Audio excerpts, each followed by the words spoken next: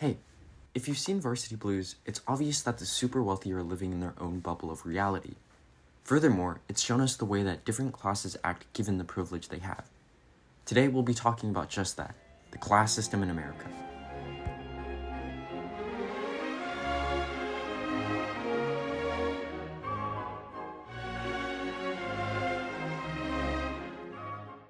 But before we begin, we have to go back in time to 19th century Europe. Back in 19th century Europe, there was this dude named Karl Marx. He believed that economics was the largest factor in structuring social, political, and ideological agendas of a society. He also noticed that different classes had different interactions with each other. This term is called socioeconomic class. You can also think of this as a barn, where certain animals, the different classes in this case, are designated to different places in the barn, where they can interact with each other in between the walls of their enclosure. Marx came up with two terms for the two economic classes. The first one is the bourgeoisie, otherwise known as the ruling class. They own the world's economic resources. And the second term is the proletariats, otherwise known as the working class. They perform the manual labor to extract money from those resources owned by the bourgeoisie. Karl Marx basically said, "Yo, wouldn't it be cool if the proletariats rose up against the bourgeoisie and own all the means of production and in doing so deconstruct the class system?" And Frederick Engels said, "Yeah, we should write a book about that." Today, the class system in America is a bit more nuanced than the one that Marx came up with. For example, how do we define someone that employs a group of people, but their total revenue is less than that of someone working for a large banking firm? Rather, we'll define class by their socioeconomic lifestyles, the way they live. There are 5 different socioeconomic classes. The underclass, those that have little to no possessions. The lower class, those that have shallow education and career opportunities. The middle class, those that are financially stable and can often afford college. The upper class, those that live more luxuriously than those in the middle class. And the aristocracy, those that don't even need to be concerned with money. Think of Elon Musk and Jeff Bezos.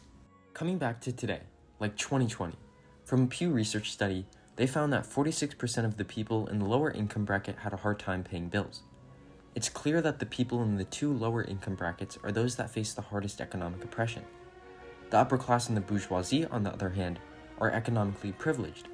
So much so that they don't really have to worry about money. But what about the middle class? Clearly economically hit from the outbreak, but can mostly afford their rent. Well, they're both economically oppressed and privileged.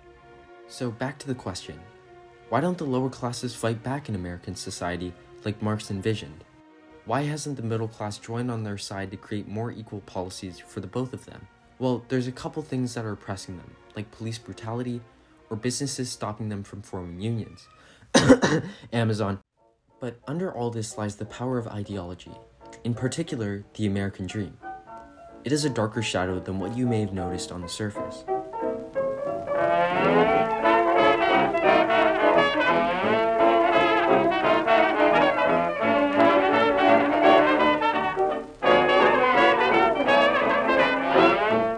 Ideology is the set of beliefs carried by an individual about the system set in place by society. Examples of ideologies include Marxism or environmentalism. You also have repressive ideologies. A repressive ideology is one that poses as a natural way of seeing the world. For example, the statement that everyone wants to make money is repressive because it doesn't acknowledge that capitalism has played a large part in forming that ideology. It is important to note that the most influential ideologies pose as a natural way of seeing the world. However, Marxism is a non-repressive ideology because it acknowledges that it is just an ideology. So now you may be asking, what's the American dream?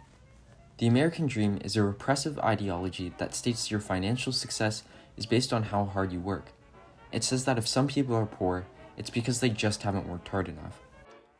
It claims that everyone has equal opportunity to win at the American dream at birth. The system is a lot like a slot machine. People keep on pulling it over and over. Some people cling to it as a form of hope, that with enough tries, they can escape their oppression with help from the American dream. And when the rich feel guilty about having too much money, they can always point to the American dream saying that they've worked hard and deserved it. And due to this false idea that hard work equals more money, the middle class often comes to resent the poor, saying that they just haven't worked hard enough. In turn, This ideology creates classism, the belief that people in lower classes aren't as smart or hardworking as those in higher classes. What this ideology states as the nature of America is just not true. It left out that historical circumstances have made it harder for minority groups to succeed. The American dream is a rigged slot machine. This is called false consciousness. False consciousness is a form of an ideology that seeks to promote those in power. So with this, you can see that the American dream perpetuates a repressive system that neglects people in the lower classes. And with that, you have your answer. The two lower classes haven't risen up because they're forced into thinking they failed. So to recap, Marx envisioned the proletariat seizing the means of production. This is yet to happen in America. And the reason for this is because America is founded on a repressive ideology. So that's the class system in America. Anyways, thanks for watching.